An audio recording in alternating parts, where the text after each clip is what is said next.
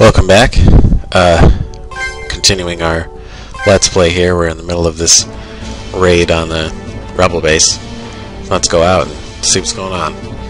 And then we've got this whole sequence here where you have to walk around the map and keep fighting little squads of galleon troops to help the rebels who are fighting back. And there's Tor and Evander, the two officers who Lysander put in charge of the search for the rebellion. And there's a bit of a twist here because Lysander, very specifically told them to just find the base and then come back to him, and he would lead an all-out attack on it. But Evander's changing the rules a little bit. He wants himself and Tor to get the credit for stopping the rebellion because he thinks Lysander is too much of a celebrity already. But Tor makes a very good point that Lysander just killed everyone in the council, so maybe now's not the best time to piss him off. But Evander figures, well, we'll just say the rebels attacked us first, so who's going to know the difference?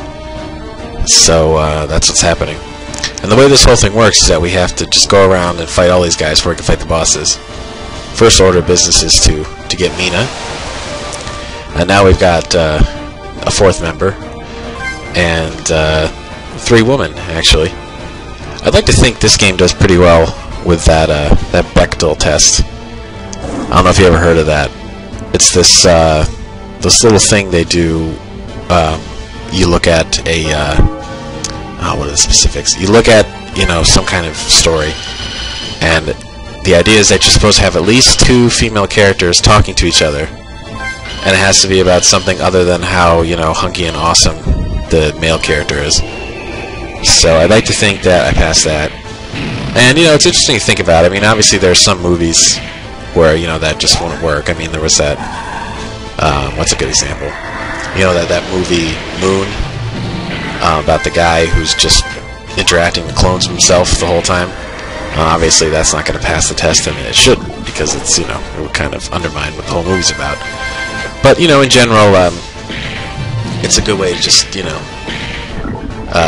a good lens to look at certain things and think about characterization and whatnot. And I mean, in my case, I tend to gravitate towards large casts anyway.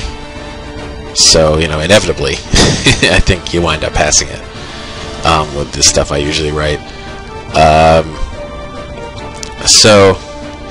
But there are probably some. I mean, there are a lot of writers who angst about properly writing female characters. They don't want to get reamed out by a feminist critic who might be upset. But I don't think you should overthink it. You know what I mean? I think the idea that women characters are so drastically different from men characters is is part of the problem. I mean, if you start out with that premise, then you're probably not going to do a very good job. And you might as well just treat them like you would a male character, with a few exceptions, obviously. I mean, don't show them standing up when they go to the bathroom. if that's even.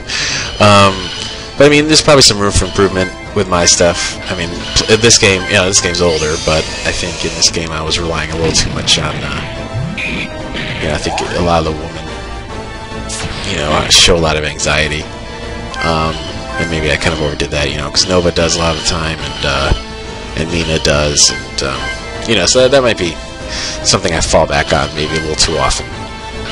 But I mean, I think with all the different women in this game, there's probably a nice variety of personality. You've got Zala, who's all pretty much like a female Turnus, and you've got just more sort of capable, down-to-earth characters like Felicia or Dasani, and then of course you got the villainous character with Ariel and Coulter, who you haven't met yet, but she'll show up. So there's a lot of women in this game. And Master of the Wind too was the same thing. A large cast in that one. But like I said, just gotta treat them, just like a person, not like just they're not going to be drastically different approach to characterization just because they're women. That's what it comes down to. So anyway, well, I've been blathering on about that. Just gotta rescue this girl from 2 necromancers. It's gonna be tough. Yeah, I mean, I'm just trying to come up with things to talk about for stuff like this, because the pace of the game is getting different, in this arc with the rebellion in the city. I mean, there's a lot of scenes like this where you have to fight everybody on the map. He can't run away. So it unfortunately, for something like this, it has the potential to get a little monotonous. But you know, hopefully you guys are still enjoying this. I mean, it'd be a shame if anybody tuned out now. We're getting close to the end, and there's a lot of good stuff coming up. If I, you know, from what I remember. All right, so right now I don't really have any more of those divine orbs. Oh well. Yeah, so we're just gonna go with the hail of arrows. Can't go wrong with that. Some of these undead guys are tough, though. There's a lot of necromancers in general coming into this raid here. So, oh man, that was really strong. Yeah, that's a problem with this particular group. We've got two... Shit. I knew this was going to be hard. We've got two characters, Alco... Oh, actually, that doesn't make much sense, does it? Maybe Alco's just got low defense. I think that's what it is. But Nova's very vulnerable to dark magic, which we're seeing a lot of with all these necromancers. And Alco shouldn't be, because he's a shadow mage, so I hope that's not what's happening. But, in general, you know, he's just got low defense, so he can only take so many hits, especially from strong enemies like this. Then we gotta find out what the hell Shirley's doing, running around in a circle like that. But she does have a perfectly good reason. Come on, stop. And then she's being trapped by shadow mage. She's being chased by shadow mages. And she has no clue, you know, what's going on. Man. Zala really has no interest in conserving her magic points. It seems like if she's got them, the computer just makes her use the her most powerful fire attack there. These guys are tough. I forgot that the magic is not very good on it, but this group isn't all that great physically for physical attacks. Nova's physical attack is, you know, average at best. Alco's is just downright shitty. Mina's is okay, and Zala's magic attack is fine too, except it's a fire element. So it, you know, it's not going to help very much against enemies who are resistant to magic.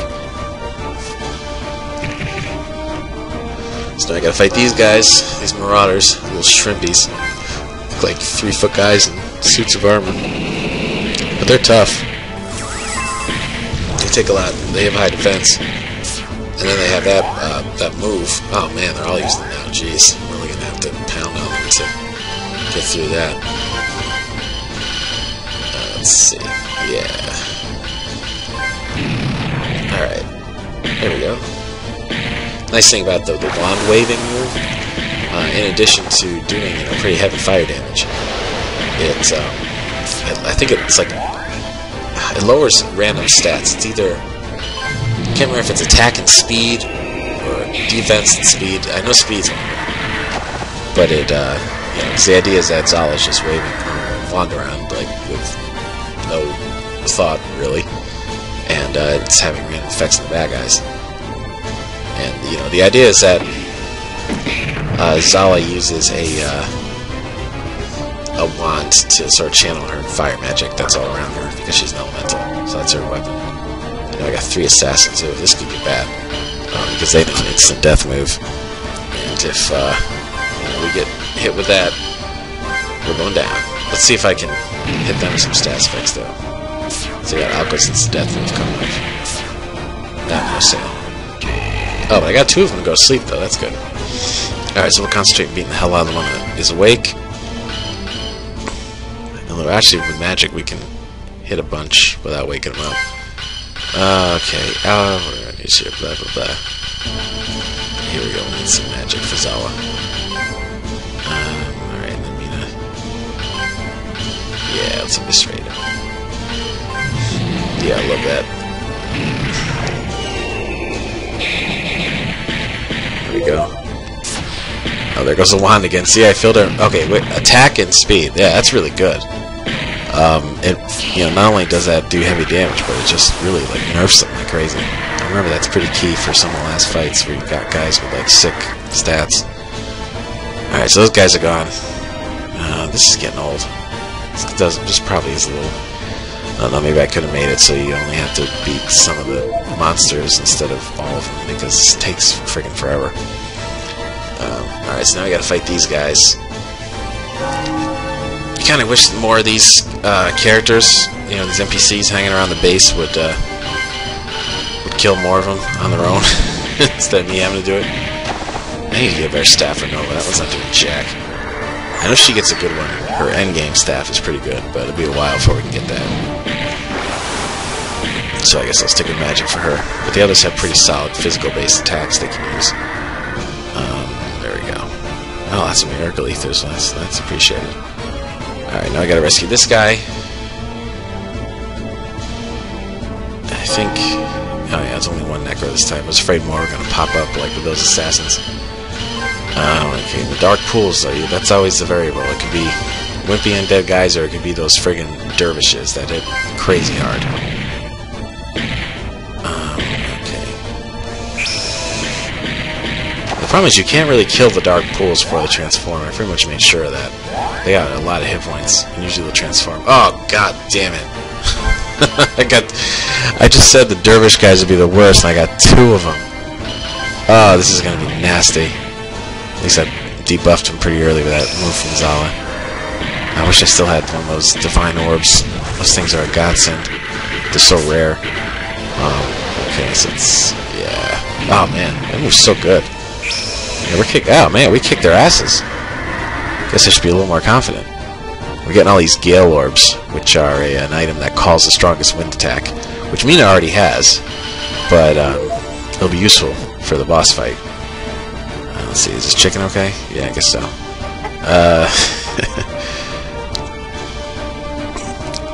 Alright, so now I gotta help this guy, because nobody can defend themselves here. I don't know what we're training them for. They can't even fight these guys. Alright. This is an interesting group. It's a... I think I called this the Special Tactics Team, because you got a magic user, the assassin, and this, you know, that tanky marauder guy in the back. Yeah, paralyzed him. Nice. That was awesome. The Eviscerate finishes off that sorcerer. This is going very well, I must say. There's the assassin. Oh yeah, these guys are... No, that's not going to help you, buddy. Oh man, Alco can't even... He needs archery lessons. You know, all he's good at is shooting the hail of arrows, just at everything.